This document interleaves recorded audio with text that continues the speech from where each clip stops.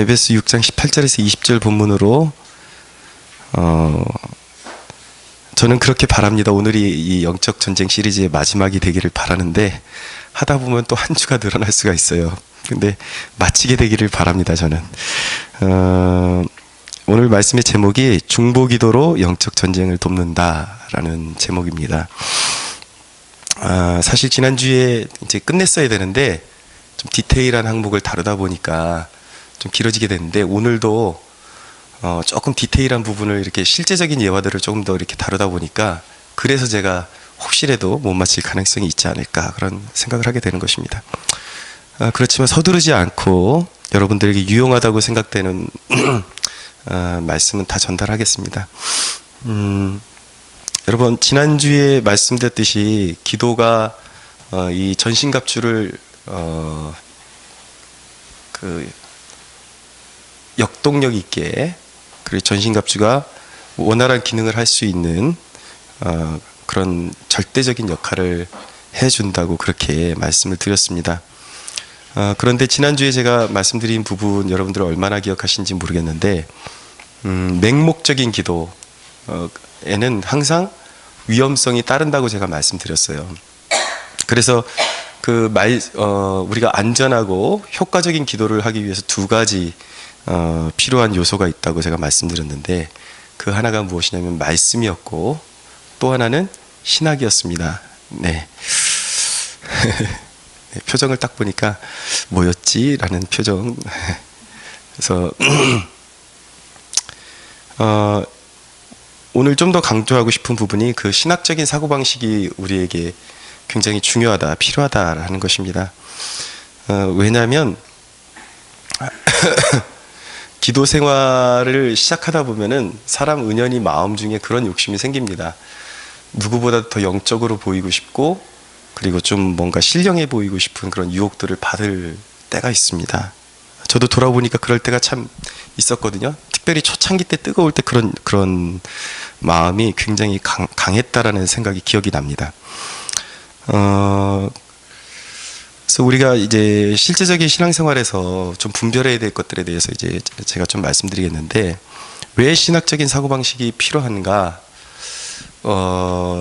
굳이 물론 포괄적으로 우리가 설명하자면 모든 것이 다 영적이라고 말씀드릴 수 있겠지만 또 어떤 의미에서는 우리 삶의 모든 것들을 다 무리해서 영적인 것에 갖다 붙이려고 할 때 항상 거기에 부작용이 나게 돼 있거든요.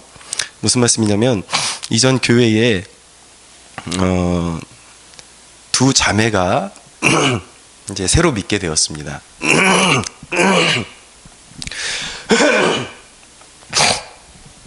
근데 제가 원래 여러분들 다 알다시피 원래 이제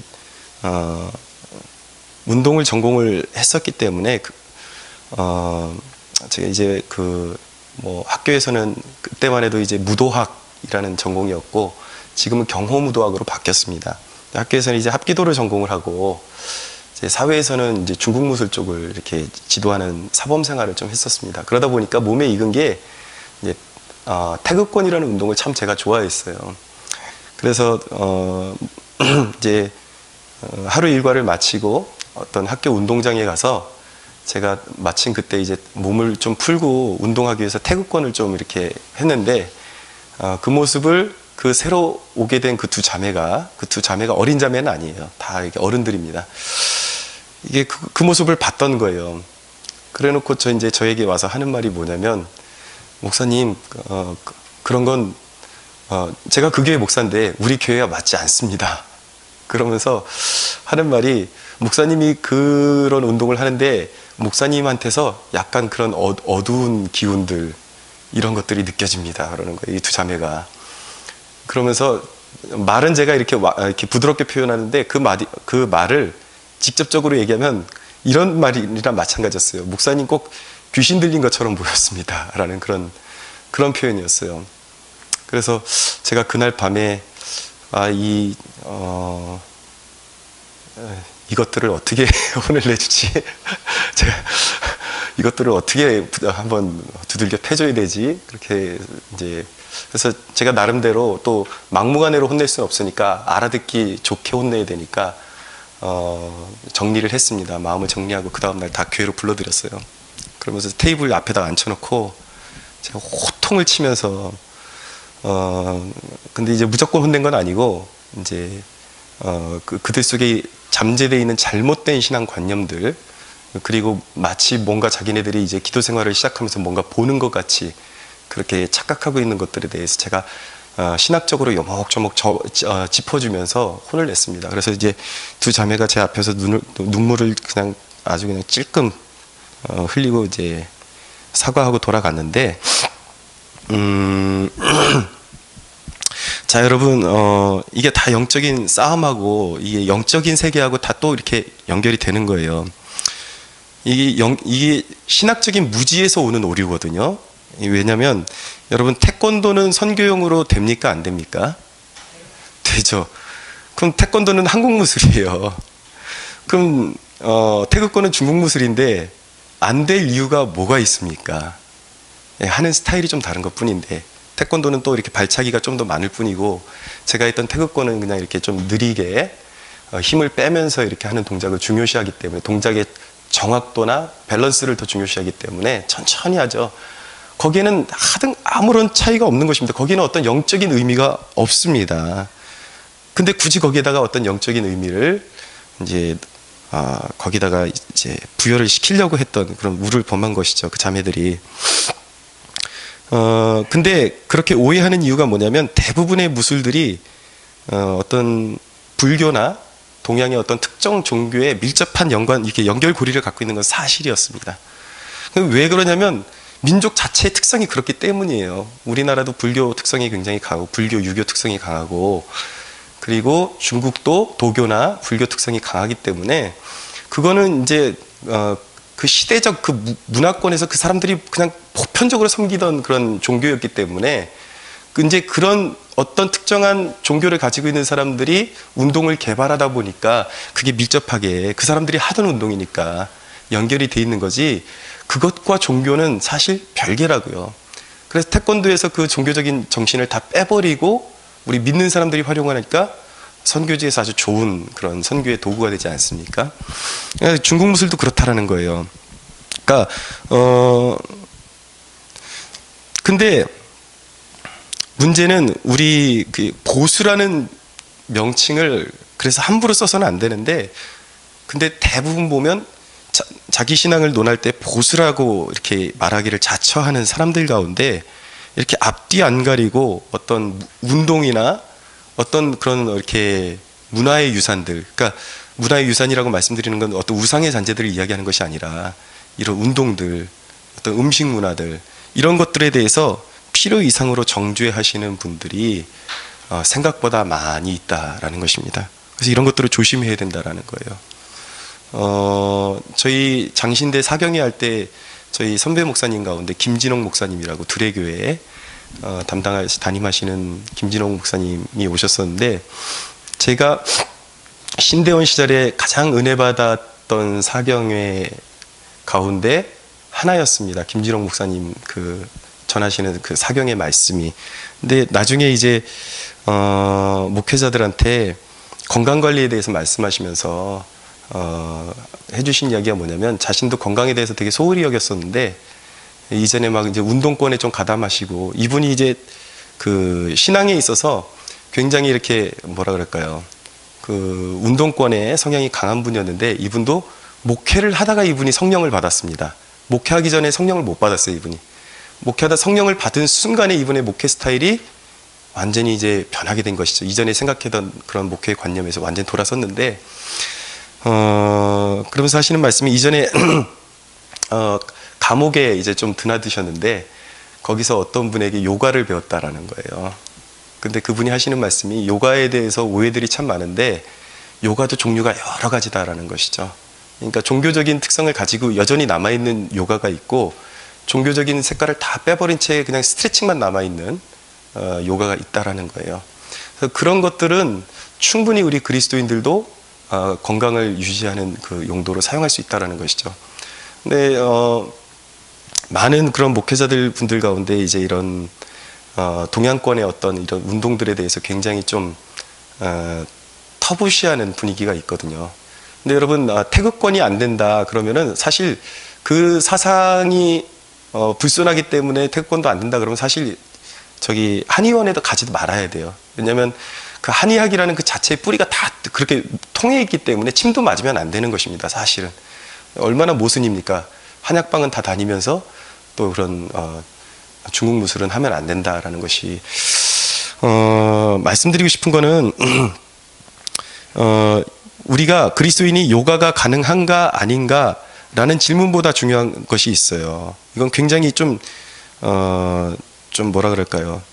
너무 포괄적인 질문이에요. 요가가 가능한가 아닌가. 근데 우리에게 중요한 것은 이런 질문입니다. 내가 하고 있는 지금 이 요가가 영적인 요소가 있는지 없는지 그게 중요한 거예요. 여러 종류의 요가가 있다고 말씀드렸잖아요.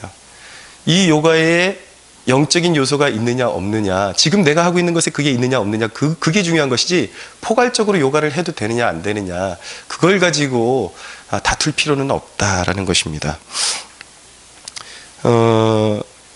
그런데 그렇다고 해서 모든 것이 가하냐, 그런 것은 아닙니다. 모든 것이 다 가능하고 덕이 되지는 않는다라는 것입니다. 예를 들어서 건강을 위해서 하는 어떤 수련법 가운데 그것이 정신세계랑 밀접한 연관이 돼 있는 것이라든지, 특별히 공공연하게 이제 단학이라는 그런 호흡법, 명상법을 이렇게 가르치는 곳은 그것은 엄연히 종교 쪽에 가깝게 되어 있습니다. 그래서 그 단학 쪽에서 이제 수련을 하다가 정신이 좀 이상하게 되시거나 귀신 들린 현상을 이렇게 경험하는 사람들도 이제 종종 나옵니다. 그래서 이게 크리스천은 절대적으로 정신 세계에 관한 것만큼은 절대 어떤 다른 것으로 보충하려고 해서는 안 된다라는 것이죠. 그 마음을 수련하는 곳에 이렇게 크리스천이 이렇게 몸담는 경우들이 있는데, 마음 수련을 왜 굳이 그 이방 종교의 특색이 있는 그런 것들을 통해서 마음을 다스립니까? 기도하면 성령님이 임하시고 거기서 활력을 주시고 새 힘을 주시고 우리 영혼을 맑게 하시는데 왜 그리스도인들이 그런 이방 종교의 잔재들이 남아있는 그런 곳에 가서 자기의 정신세계를 맡기냐는 것이죠. 이런 건 결코 용납이 될 수 없다는 것입니다. 그러니까 분별력이 있어야 돼요. 정신적인 것과 관련된 것들, 그리고 어떤 꼭 정신적인 것하고 밀접하게 연관되지 않았더라도 어떤 동작이 종교적인 어떤 상징성이 되는 동작을 반복한다든지 이런 것들은 크리스천으로서 안 하는 것이 맞는 것입니다. 우리 신앙생활 가까이에 소소하게 그 어떤 신앙적인 미스를 저지를 가능성이 참 이렇게 많이 있습니다. 그 중에 두어 가지 더 말씀드리면, 금식을 할 때 이렇게 오래 전에 신앙생활 하시던 분들 같은 경우는 어떤 의식이 있냐면, 금식을 하다 실수로 뭔가 입에 딱 대면 이거 사탄에게 넘어갔다 그러면서 그 금식을 완전히 포기하는 그런 경우들도 있습니다. 근데 이건 굉장히 어리석은 거예요.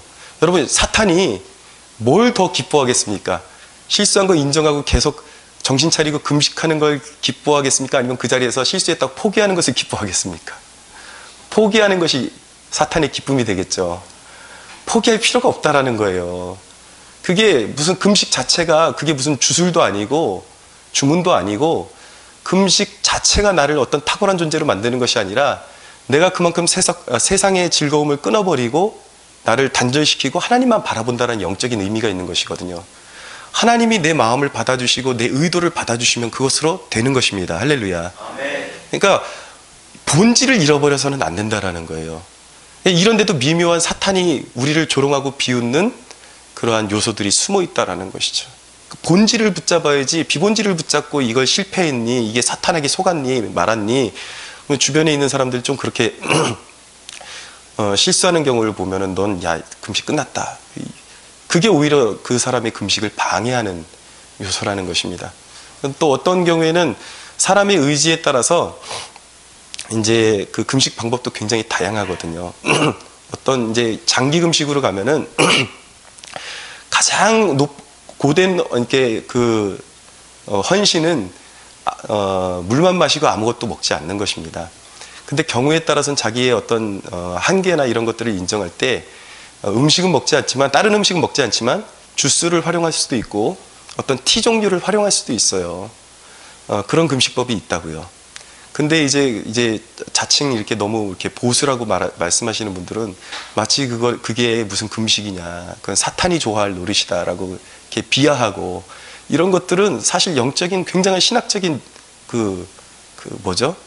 결여, 그 부족함에서 오는 아주 몰상식한 경우라는 것입니다. 본질이 더 중요하다라는 거예요. 방송에 가끔 보면 병원에 가는 일을 믿음 없는 일처럼 여기는 사람들이 있습니다. 자식이 복수가 차오르고 당장 죽게 생겼는데 병원 가서 물만 뽑으면 끝나는 일을 가지고 기도로 고치겠다고 그렇게 고집부리다가 결국 자녀를 잃어버리는 그런 경우들도 나오고 그러죠. 무지하기 짝이 없는 일입니다. 그것이 바로 사탄이 종교의 영을 통해서 사람을 무지하게 만들어버리는 것입니다. 아프면 병원에 가야죠. 병원에 가야 되는데 이제 그런 경우는 있습니다. 그러니까 하나님이 끝까지 몰아붙이셔서 이제 병원에서 포기할 정도의 인생이 되면은 그때는 한번 그렇게 도전해 볼 수가 있어요. 내가 어떤 약물 치료나 어떤 방사선 치료나 이런 것들을 다 끊고 그냥 죽으면 죽으리다라는 그런 각오를 가지고 내 인생을 온전히 운명을 하나님께만 맡기겠습니다. 그러고 이제 그 상태에서 뭐 금식하고 기도하고 이제 식이요법을 쓰면서 하나님께만 매달렸는데 완전히 완치되는 경우들이 있어요. 그런 경우들은 있어요. 근데 하나님이 특별히 그렇게 어떤 섭리 가운데 몰아가시는 것이 보이기 전에 어떤 병이 났는데 병원에 가지 않고 자기 힘으로 고치겠다, 기도로만 고치겠다, 이것은 굉장히 무지한 영적인 그런 미스인 것입니다. 어떤 사람들은 사람의 외모를 보면서 그 사람의 영적인 상태를 파악하려고 하는 사람들이 있어요. 이전에 제가 여기 혼자 주중에 있는데 여기 있으면 별 사람들이 가끔 잘 왔다 가요. 또 꼭 와서 목사 이렇게 가르치고 가는 사람들이 있습니다. 근데 오셔가지고 어떤 다른 교회 목사님 한 분하고 어떤 청년 한 분하고 이렇게 왔는데 둘이서 저를 위해서 한번 기도해주고 가고 싶다 그래서, 근데 이제 제 몸에 손을 얹고 기도하겠다 그러면 제가 못하게 했을 텐데 그냥 뭐 앉은 자리에서 기도 한번 해주고 가겠다니까 나쁠 건 없잖아요. 그래서 해달라고 했는데 그 청년이 기도를 마치고 나서 제가 이렇게 그 겉으로 봐서는 뭐 과거에 운동을 했었는지 이런 걸 잘 모르고 그냥 뭐 이렇게 멀쑥한 게 좀 유약해 보이잖아요. 그렇지 않나요? 그러니까 목사님의 어떤 그런 영적인 상태를 보니까 좀 이렇게 위축되어 계신 것 같은데 좀 더 이렇게 담대하게 말씀도 선포하시고 그랬으면 좋겠다고 그러시더라고요. 내 설교하는 걸 언제 한 번이라도 봤냐고. 그러니까 그 자기가 기도하고 나서 사람의 그 외모에서 풍기는 것만으로 이 사람의 영적 상태가 이렇다 저렇다라고 이렇게 조언해 주려고 하는 것, 이건 자기가 뭔가를 본다라는 그 과시성의 영적인 허영이 드러나는 것이죠. 그것도 속이는 것입니다. 오늘 아침에 제가 어지간해서는 이렇게 제가 작정한 기도 시간이 다 차기 전에는 자리에 눕는 법이 없는데 오늘은 한 3, 40분 기도하다가 제가 이렇게 그냥 앞으로 뻗어 잤어요. 대놓고 잤어요. 근데 성도들 가운데는 어떤 경우에는 목회자가 그러다가 한번 뻗어서 자면은 아이고 큰일 났네, 우리 목사님 마귀한테 사로잡혔네, 그런 분들이 있어요. 진짜 있어요. 차라리 마귀에게 사로잡혔다 그러지 말고 목사가 아프면 약 좀 사다 달라고 그냥. 물론 약은 증상을 자기가 말하고 지어 먹어야 되겠지만 무슨 말씀인지 아시겠죠. 그러니까 이렇게 보지도 못하면서 보는 것처럼 어떤 영적인 허영을 가지고 자기를 과시하려는 이런 유혹들을 경계해야 된다라는 것입니다.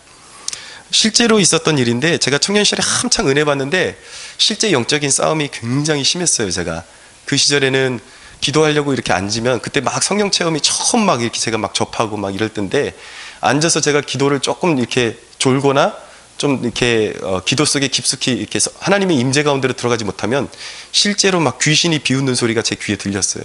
이렇게 남자 목소리에서 여자 목소리로 막 깔깔대고 웃는 소리가 막 이렇게 이제 들리고 그런 영적인 험난한 싸움들이 있어가지고 굉장히 그때 이렇게 치열하게 싸우는 중이었는데 그때 영적으로 바르게 인도해 줄 교육자가 있었더라면 참 좋았을 텐데 청년 시절에 어떤 목회자가 하는 말씀이 뭐냐면 그런 어떤 절무늬 있잖아요. 그 만자인가요?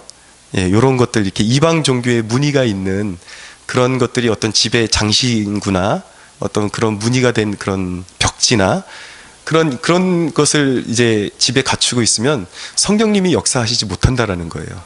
근데 그분이 이상한 교회 목사님이 아니라 아주 대교회 큰 교회 부목사님이셨어요. 근데 제가 나중에 알고 보니까 그게 얼마나 무지한 소리였는지, 멀쩡히 신학을 하신 분들도 이 경험을 지나치게 의존하는 그 목회자들은 이런 실수를 저지르기도 합니다. 근데 그때는 제가 몰라가지고 내가 이렇게 영적으로 혼란하고 이렇게 영적인 싸움이 심한 게, 그때 우리 집 유리창이 가만히 보니까 이 만자가 다 새겨져 있더라고요. 혹시 이 만자 때문에 성령님이 오시지 못하는 게 아닐까, 막 그런 무지한 상상도 하면서 엄청 심하게 싸웠던 그런 기억이 납니다. 그러니까 내가 어떤 지식을 가지고 있느냐에 따라서 내가 정말 영적으로 두려워 떨 수도 있고, 사탄이 좋아하는 일에 놀아날 수도 있고, 담대해질 수도 있다는 것이죠. 성령님이 어떻게 그 글자 하나에 부적을 수만 개를 갖다 놓는다고 할지라도 성령님이 거기에 임하셔서, 어떤 간증 들어보니까 무당이 굿하고 있는데 할렐루야가 자꾸 나와가지고 이상해가지고 그냥 거기서 구원받고 교회로 돌아간 사람도 있는데, 말이 되는 소리를 해야죠. 성령님이 제한이 어디 있습니까? 여러분들, 우리가 믿는 하나님 전능하신 하나님이십니다. 할렐루야. 예, 여러분, 이게 참 웃기기도 하지만 이게 굉장히 심각한 거라고요. 교회 안에 있는 영적인 혼동에 있어서. 이 신학적인 사고방식이 없으면 사소한 거에 목숨 거는, 그러니까 신앙이 한번 잘못 들어가면 세상 사람들에게 저 미친 것들 소리밖에 들을 게 없는 거예요. 굉장히 이거 심각한 것입니다. 그래서 골로새서 3장 18절 19절에 보면 그런 사람들을 뭐라 그러냐면, 본 것에 의지하여, 그러니까 보이지도 않는데 뭔가 그냥 보는 거예요. 본 것에 의지하여 그 육신의 생각을 따라, 알고 보니까 보이긴 보이는데 그것이 진짜 보이는 것이 아니라 자기 육신의 생각을 따라 헛되이 과장하는 자들이다. 머리를 붙들지 아니하는 자들이다. 머리가 무엇이죠? 머리가 예수 그리스도를 교회의 머리라고 하시잖아요. 그러니까 진리의 말씀을 붙들지 않고 그냥 자기의 주관적인 경험만을 의지하는 사람들을 통틀어서 머리를 붙들지 아니하는 자들이다 라고 그렇게 말씀하는 것입니다. 어떤 이런 말씀드리면 저분은 영적인 경험이 이렇게 없기 때문에 그쪽으로 좀 배타적인가 보다, 그렇게 또 오해하시는 분이 있을 수 있는데, 아까 말씀드렸던 제가 한창 성령 체험하고 그 초창기에 체험하고 막 뜨겁게 달아오를 때에 그때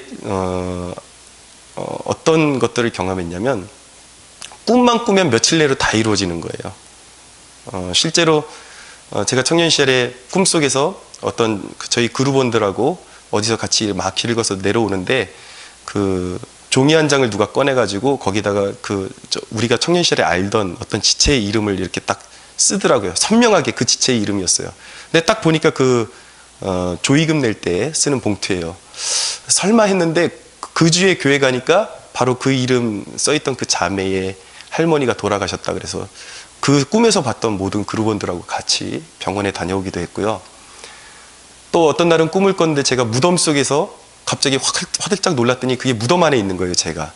그래서 꿈을 팍 깼는데 그 당시에 그 문자가 왔는데 보니까 꿈을 깨자마자 제가 확인한 거예요. 제 친구 아버님이 그 시간에 또 운명하셔가지고 그런 일도 있었고, 또 한 번은 어떤 큰 비행기가 다리 밑으로 이제 추락하는 꿈을 꿨는데 며칠 있다 미국에서 진짜 그런 비행기가 그런 비슷한 그 광경으로 추락해가지고 엄청난 이제 사상자를 내기도 하고, 지금 다 말씀드릴 수가 없습니다. 그런 꿈에 대해서는 거의 백발백중이었는데, 근데 그런 경험을 하는데 제가 판단하기에는 그런 경험들 가운데 순수하게 하나님께로부터만 왔다라고 말할 수 없는 경험들도 같이 섞여서 계속 혼재가 되더라고요. 그래서 제가 하나님께 기도했습니다. 이런 것들이, 이런 현상들이 하나님께로부터 온 것이 아니면 하나님 거두어 가 주십시오. 그리고 만약에 사탄의 역사라면 하나님께서 차단해 주시길 원합니다. 그렇게 기도했는데, 제가 여기서 그것을 정확하게 판단할 수 없지만 어쨌든 그 시즌을 통과하면서 그런 현상이 완전 말끔히 싹 사라져 버렸어요. 돌아오면서 느끼건대 오히려 믿을 때 초반에 영적인 그런 경험들이 더 많은 것 같아요. 그런데 온전한 말씀이 내 안에 들어오기 시작하고 자리 잡게 되고 하나님을 아는 지각이 이렇게 점점 자라나면서 점점 그런 이제 신비 현상들은 점점 오히려 사라지고, 그렇지만 그런 신비 현상들은 사라지지만 계속해서 하나님의 임재를 자각하고 성령의 그 임재를 자각하는 것은 계속해서 남아 있더라고요.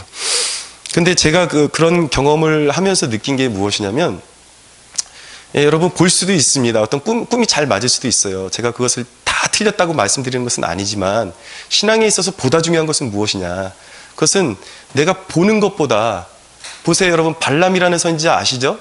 발람은 메시아가 올 것까지 환상으로 보고 예언했던 사람이었지만 멸망했습니다. 그 사람은 결국 하나님의 백성들을 타락하게 만든 주동자로 찍혀가지고 결국 멸망했습니다. 본다고 해서 모두가 구원받은 사람은 아니라는 것이죠. 그리고 본다고 해서 뭔가를 잘 맞춘다고 해서 그 사람의 영적인 상태가 다 건강한 것은 아니라는 것이죠. 그런데 우리 신앙생활에서 정말 중요한 것은 무엇이냐면, 보면서도 멸망의 길로 갈 수도 있다는 거예요. 제 말씀은 불순종의 길로 걸어갈 수도 있다는 것이죠. 보는 것보다 중요한 것은 무엇이냐면, 하나님의 뜻을 헤아리려는 마음과 그것을 깨달았을 때 온전한 순종하려는 의지와 아브라함과 같은 보이지 않지만 보이지 않는 세계를 믿음으로 따라가는 그 믿음과 순종이 결국은 온전히 승리하는 인생으로 우리의 인생을 이끌어가는 것입니다. 그러니까 우리의 인생을 바꾸고 변화시키고 우리의 인생을 성공하게 만드는 것은 순종과 믿음이지 결코 보는 것, 신비한 현상들이 아니라는 것입니다. 기도 생활에 이런 신학적인 사고가 없으면 떠다니는 그런 풍문들에 휩싸이게 돼 있어요. 뭐 어떻게 하면 어떤 체험을 하고 어떻게 하면은 그런 것들에 자꾸 휩쓸릴 수밖에 없고, 자꾸 신령한 척하고 싶고 스스로도 속이고 남을 정죄하는, 그러니까 자기가 느끼는 것으로 남을 자꾸 정죄하는 악한 일에 자기 스스로 쓰임받는 그런 이제 우를 범하게 되는 것이죠. 사랑하는 여러분, 저와 여러분들 안에 그 어떤 것보다도 보이지 않는 것을 바라보는, 보이지 않지만 아브라함처럼 그 보이지 않는 세계를 믿음으로 쫓아갈 수 있는 순종의 마음이 자리 잡게 되기를 축원합니다. 자, 이제 오늘 본문을 최대한 제가 사력을 다해서 압축시켜서 전해보겠습니다. 그러면은 오늘 말씀 가운데 성령 안에서 누구를 위해서 주로 기도해야 되는지 두 개의 카테고리를 제시하고 있거든요. 첫째는 누구를 위해서 기도하라고 말씀하고 있는가? 18절을 한번 보세요. 한번 같이 읽어보겠습니다. 시작. 모든 기도와 간구를 하되 항상 성령 안에서 기도하고 이를 위하여 깨어 구하기를 항상 힘쓰며 여러 성도를 위하여 구하라. 아멘. 여러 성도를 위하여 구하라고 말씀하고 있습니다. 여러분, 기도에 있어서 중요한 점은 무엇이냐면, 우리의 기도가 자기 힘으로 기도할 수 없다든지, 아니면 어떤 특별한 상황 가운데 있는 그런 말 못할 사정 가운데 처한 동료나 성도의 영적인 결박을 분명히 풀어줄 수 있다는 것입니다. 믿으시죠? 그리고 위급한 시기에 사람의 마음까지도 중보기도를 통해서 누그러뜨려 주실 수 있다는 거예요. 하나님께서. 여러분,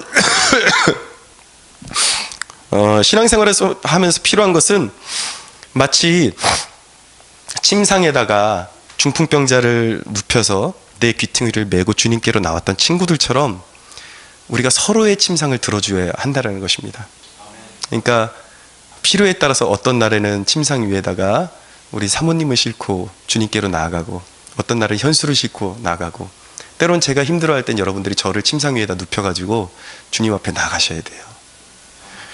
예, 들기 싫은가 보죠?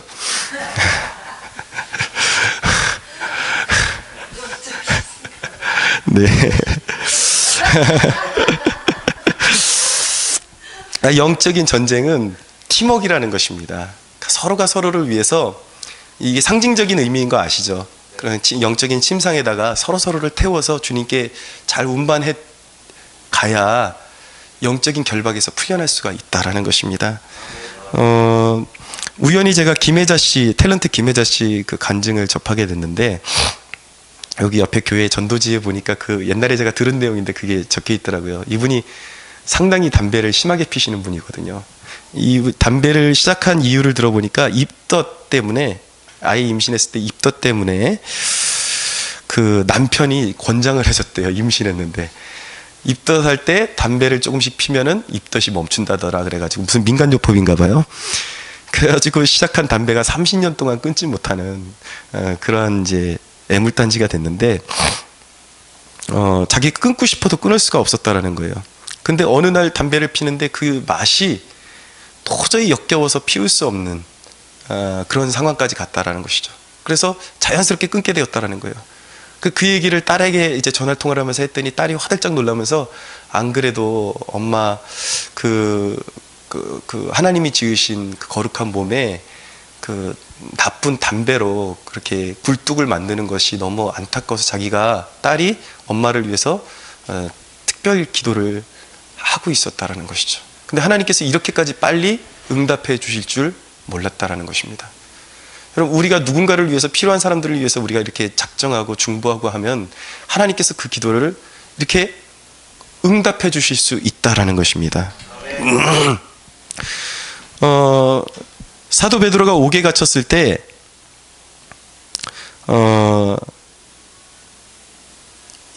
이제 베드로를 그 다음날 처형하기 위해서, 도망가지 못하기 위해서 손발을 완전히 착고에 단단히 채우고 군병들도 4명씩 4조를 짜서 돌리면서 절대 벗어날 수 없게끔 철통 수비를 했습니다. 그런데 놀라운 일이 벌어진 거예요. 천사가 그 갇힌 감옥 안으로 통과에 들어와서 자고 있는 베드로가 깨어도 일어나지를 않으니까 옆구리를 발로 빵빵 차가지고 깨웠다라는 것이죠. 그리고 그 착고, 그 베드로를 채우고 있는 착고를 다 풀어주고 사슬을 풀어줘서 그 철통 같은 경비들이 어떻게 하나도 알아볼 수 없는 방법으로 그냥 통과해서 풀려났다라는 것이죠. 근데 그때 교회가 무엇을 하고 있었는가? 베드로가 그렇게 풀려날 수 있는 동력을 사도행전이 설명해 주고 있습니다. 사도행전 한번 가볼게요. 12장 5절입니다.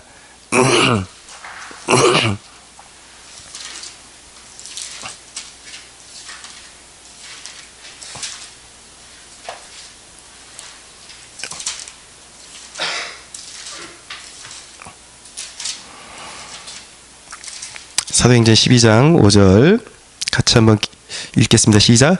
이에 베드로는 옥에 갇혔고 교회는 그를 위하여 간절히 하나님께 기도하더라. 아멘. 예, 베드로가 옥에 갇혔는데 베드로가 교회가 모여서 함께 베드로를 위해서 간절히 기도하고 있었죠. 근데 베드로가 풀려나서 그 마가 요한의 집에 갔더니 그때도 사람들이 무엇을 하고 있었는가? 12절 한번 보세요. 읽겠습니다. 시작. 깨닫고 마가라 하는 요한의 어머니 마리아의 집에 가니 여러 사람이 거기에 모여 기도하고 있더라. 아멘. 여러분, 분명한 사실은 기도를 통해서 하나님께서 환난당한 성도를 구원하신다라는 말씀입니다. 할렐루야.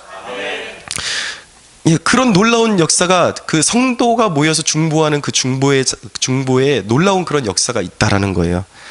자, 근데 응답에 일반 원리가 있고 특별 원리가 있습니다. 일반 원리는 뭐냐면, 어려움 당하는 성도를 위해서 성도가 모여서 기도하면 하나님께서 그 성도의 결박을 풀어주신다라는 것이 일반 원리예요. 기도에는 반드시 응답이 있습니다.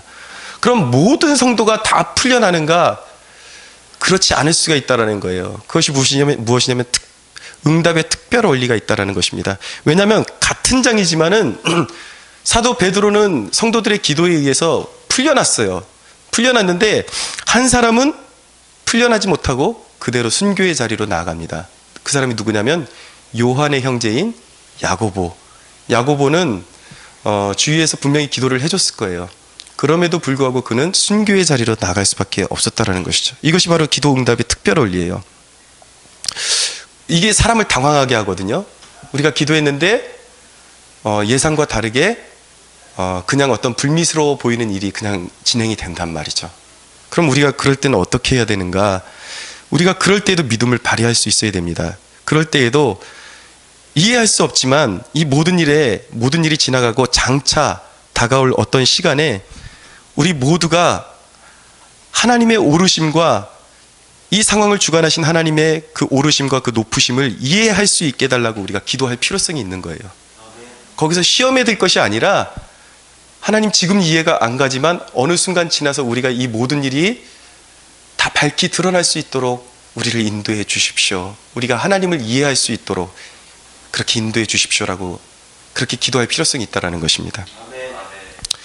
그러니까 우리 성도들은 중보의 능력을 인정하면서도 어떤 신앙을 가져야 되냐면 다니엘의 세 친구처럼 그리 아니하실지라도 이 신앙의 자세가 필요한 것입니다. 이 세 친구가 우상에게 절하지 않아서 이제 그 풀무불에 던져지게 되죠. 근데 당장이라도 왕이 이 친구들을 너무 아꼈기 때문에, 너무 탁월한 사람들이었기 때문에 면죄부를 주기 위해서 지금이라도 너희가 마음을 돌리면 풀어주겠다 그랬는데, 이 친구들이 뭐라 그러냐면 그리 아니하실지라도, 우리가 믿는 하나님이 우리를 구원하실 텐데 그리 아니하실지라도 우리는 절대 그런 우상에게 절할 일이 없습니다 라고 그렇게 고백했던 것입니다. 여러분, 우리에게 필요한 것이 바로 이 신앙이에요. 그리 아니하실지라도 이 신앙을 지켜야 하는 것입니다. 왜냐하면 우리는 중보의 능력을 믿으면서도 동시에 이 신앙을 지켜야 되는 이유는 언젠가 우리도 하나님이 이런 특별한 섭리 가운데 쓰임받을지도 모르기 때문이에요. 누가 베드로처럼 쓰임받을지, 누가 야고보처럼 쓰임받을지 정해진 건 없어요. 하나님의 필요에 따라서, 하나님의 주권에 따라서 그것이 그렇게 결정되어지는 것입니다. 그러나 우리의 신앙의 그 근본에는 하나님의 선택이 무조건 옳으십니다라는 고백이 있어야 할 줄로 믿습니다. 아멘. 자, 여러 성도를 위해서 구하라. 서로를 위해서 구하라. 이게 첫 번째예요, 성령 안에서. 두 번째는 모든 삶을 주님께 의탁한 사역자들을 위해서 기도해야 됩니다. 19절에서 20절 보세요. 오늘 본문 에베소 6장 19절에서 20절 같이 읽겠습니다. 시작. 또 나를 위하여 구할 것은 내게 말씀을 주사 나로 입을 열어 복음의 비밀을 담대히 알리게 하옵소서 할 것이니, 이 일을 위하여 내가 쇠사슬에 매인 사신이 된 것은 나로 이 일에 당연히 할 말을 담대히 하게 하려 하심이라. 아멘. 바울에게 당장 필요했던 것은 무엇이냐면 메시지의 분명함이었습니다. 이 사람은 성경에 능통한 사람이었어요. 그럼에도 불구하고 말씀이 자기에게 주어지기를 위해서 기도해달라고 부탁하고 있습니다. 이것이 무엇이냐면 말씀을 지식적으로 알고 있는 것과 상황에 맞는, 그 사람에게 맞는 말씀을 선포하는 것은 좀 다른 문제예요. 그래서 항상 어떤 상황에서든지 위축되지 않고 그 사람의 마음을 움직일 수 있는 말씀을 받을 수 있도록 기도를 요청하고 있는 것이죠. 메시지의 분명함. 또 한 가지는 담대함을 위해서 구하고 있습니다. 왜입니까? 복음을 희석시키지 않고 사람에게 눈치 보지 않고 담대하게 복음을 증거하기 위해서는 말 그대로 용기가 필요하죠. 담대함이 필요하죠. 그래서 사도 바울이 이 두 가지를 구했던 거예요. 메시지의 분명함과 하나는 담대함을 위해서 성도들에게 기도를 부탁했던 것입니다. 복음주의의 거장인 존 스토트 목사님은 이렇게 말합니다. 오늘날 세계의 강단에 필요한 것은 명확성과 용기의 결합, 즉 말씀과 담대함의 결합이다. 바울은 에베소 교인들에게 이것이 그에게 주어지기를 기도해 달라고 요청한다. 그는 그것을 하나님이 주시는 은사로 인식하기 때문이다. 그러니까 메시지의 내용과 그리고 담대함이 은사라는 거예요. 은사. 하나님께로부터 부여받는 것이라는 것이죠. 그래서 우리도 에베소인들처럼 현대 교회의 목사들과 설교자들을 위해서 기도해야 한다라고 이분이 그렇게 말씀했습니다. 사랑하는 여러분, 저를 위해서 기도해 주십시오. 부족한 종을 위해서 기도해 줘야 그것이 또 이게 제가 말씀을 받고 담대해져야, 제가 기름 부으심, 제 사역에 기름 부으심이 임해야 우리 모두가 살아나는 것이거든요. 모든 영적인 부흥에는 먼저 기도로 토양을 마련하고 말씀이 뿌려지기 시작할 때 부흥이 임했다라는 것을 기독교 역사에서 볼 수가 있습니다. 한 가지 예만 말씀드리면 제가 중국의 리스마을을 그 복음화 시키는데 쓰임 받았던 제임스 프레이저 선교사님 그 기도 생활에 대해서 좀 이렇게 소개해 드렸죠. 네, 이분이 어떻게 그 험난한 그 선교 사역을 잘 승리하고 끝내 승리하고 그 부흥 가운데 부흥의 결실을 볼 수 있었냐면, 자신의 기도의 패턴이 믿음의 기도로 완전히 극복이 된 것도 있지만, 고향인 영국에 자기 가족들과 그리고 그 이웃들로 구성된 중보기도 팀이 있었기 때문입니다. 그래서 주기적으로 그 선교사님만을 위해서, 그 선교 사역을 위해서 끊임없이 기도해줬던 사람들이 있었다라는 거예요. 그래서 이 제임스 프레이저 선교사님이 고국에 있는 그 중보기도 팀에게 그 기도를 부탁할 때 이런 내용을 적어서 이제 보내게 됐는데, 그 내용을 한 가지 소개해 드릴게요. 어떤 마음으로 기도해 달라고 소개하냐면, 이렇게 부탁하냐면, 이렇게 말합니다. 우리는 사무엘상 1장의 한나처럼 몇 번이나 주님 앞에서 통곡해 보았나요? 우리가 많이 기도하고 있는지는 모르겠지만 우리의 바램이 한나와 비교해 볼 때 그만큼 깊지 않았던 것 같습니다. 이 리수 사람들 사이에서 제가 날마다 목격하고 그들이 매일 하는 일에 대하여 저와 함께 의분을 가지고 기도해 주시지 않겠습니까? 쉽게 말하면 그들이 우상숭배에 젖어 있는 것들에 대해서 의분을 가지고, 거룩한 분노를 가지고 같이 기도해 달라는 이야기예요. 그들 사이에 있는 가공할 악령의 능력이 여러분의 분노가 되게 하십시오. 그들의 죄성, 두려움, 연약함, 변개가 여러분의 마음에 의분을 일으키기 바랍니다. 하나님께서 그 짐을 여러분에게 무겁게 지워주시도록 구하십시오. 저는 기도가 우선이고 가르치는 것이 두 번째라고 생각하곤 했습니다. 그런데 현재 저는 기도의 자리가 첫 번째, 두 번째, 세 번째이어야 하고 네 번째 가르치는 것이 와야 한다고 느끼고 있습니다. 이렇게 부탁을 했던 것입니다. 그 선교의 현장 가운데 한 부족을 복음화 시키는데 얼마나 그 의분의 기도가 필요한지, 여러분들 그냥 여러분들 감성에 젖은 기도, 이런 기도 다 이제 좀 내려놓고 우상에 묶여 있고, 오늘날로 말하면 지성을 우상으로 삼고 세상의 성공을 우상으로 삼고 있는 저 청년들을 바라보면서 그들의 배후에 역사하는 악한 세력들에 대한 의분을 가지고, 그리고 우리는 꼼짝달싹할 수 없지만 그 악한 영들이 기승을 부리는 이 세대, 세상의 문화에 붙잡혀 있는 이 세대를 보면서 좀 의분을 가지라는 거예요. 그렇게 기도하라는 것입니다. 그래야 하나님의 보좌를 움직일 수 있다는 것입니다.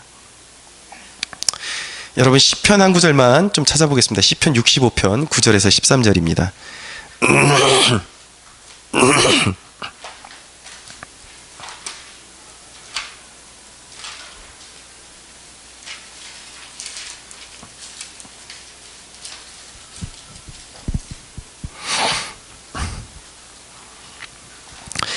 여기에 부흥의 원리가 아주 깊이 있게 담겨 있습니다. 시편 65편 9절에서 13절 또박또박 한번 읽어볼까요? 시작. 빽하게 하시며 하나님의 강에 물이 가득하게 하시고 이같이 땅을 예비하신 후에 그들에게 곡식을 주시나이다. 주께서 밭고랑에 물을 넉넉히 대사 그 이랑을 평평하게 하시며 또 담비로 부드럽게 하시고 그 싹에 복을 주시나이다. 주의 은택으로 한 해를 관시우시니 주의 길에는 기름방울이 떨어지며 들의 초장에도 떨어지니 작은 산들이 기쁨으로 띠를 띄었나이다. 초장은 양떼로 옷 입었고 골짜기는 곡식으로 덮였으며 그들이 다 즐거이 외치고 또 노래하나이다. 아멘. 부흥에는 하나님께서 땅을 고르시고 땅을 기름지게 하는 작업이 반드시 수반된다라는 것입니다. 그것이 바로 영적으로 우리가 기도를 쌓는 단계예요. 사랑하는 여러분, 부흥은 이렇게 이루어지는 것입니다. 한나의 의분을 가진 그 기도를 통해서 열매가 충만하기 전에 땅이 고라지는 역사가 먼저 일어나야 되는 거예요. 땅이 기름져지고, 그때 우리가 복음 들고 나갈 때에 하나님께서 그곳에 정말 그것을 푸른 초장으로 바꾸어 주시고 양떼들이 가득하게 하시는 역사를 하나님께서 일으켜 주신다라는 것이죠. 여러분, 이 환상이 바로 우리의 것이 되었으면 좋겠습니다. 그 과정에서 땅이 기름져지고 양떼가 이제 충만해지는 그 과정 가운데서 그 전에 사탄의 결박이 풀어지고 하나님의 백성들이 돌아오는 역사들이 일어나게 되는 것입니다.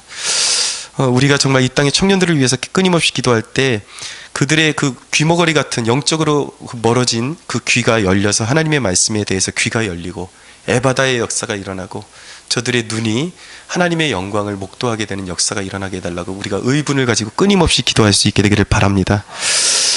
근데 이렇게 또 이렇게 말하다 보면은 이 땅의 청년들을 위해서 우리가 기도해야 되는 거는 이쪽으로 또 말씀을 맞추면 안 되거든요. 이 말씀의 골자는 목회자를 위해서 그렇게 기도해 달라는 거예요. 아시겠죠? 사랑하는 여러분, 저의 동역자가 되어 주십시오. 저도 여러분을 위해서 끊임없이 하나님 앞에서 정말 눈물로 호소하는 목자가 되도록 그렇게 노력하겠습니다. 여러분 정리합니다. 전신갑주의 종착점은 어디입니까? 그것은 복음의 길에 막힘이 없도록 하는 것입니다. 여러분 사도들과 예수님의 제자들은 어려운 환경 속에서 환경을 바꿔달라는 기도가 아닌 말씀의 권능을 달라고 끊임없이 기도했습니다. 우리도 이와 같이 되어야 할 줄로 믿습니다. 세상은 사단의 횡포 가운데 있고 구원의 길은 오직 교회에 있기 때문에 우리가 이 말씀의 능력을 받아야 하는 것입니다. 우리 모두가 이제 전신갑주로 옷 입고 하나님 앞에 말씀과 담대함을 끊임없이 구해서 세상을 구원하는 교회로, 그런 통로로 복되게 쓰임받는 저와 여러분들이 되기를 주 예수의 이름으로 축원합니다. 하나님께 영광의 박수 올려드리겠습니다.